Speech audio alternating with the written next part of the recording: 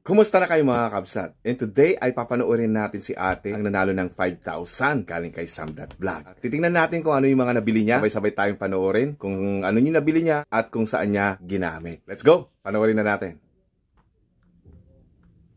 Gandang hapon po, Kuya Sam. Ito, na-receive na po namin yung pinadala ninyo po. Maraming salamat po at malaking tulong na po sa amin ito. Ito na po yung nabilin po namin. Okay. Wow. Ang dami niyang pinamili. Kuya Sam, ito na po ang nabili po namin ito. Maraming salamat po.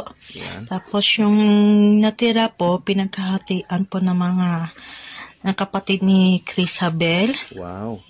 Tapos, may pinagkahatian sila. Siguro mga 30 o 31 bibili pa ng additional na cake po nila daw. Request po. Yun, may mga pakik. Ang dami na nagawa yung 5,000. Salamat po, Kuya Sam. Yan. Sabi,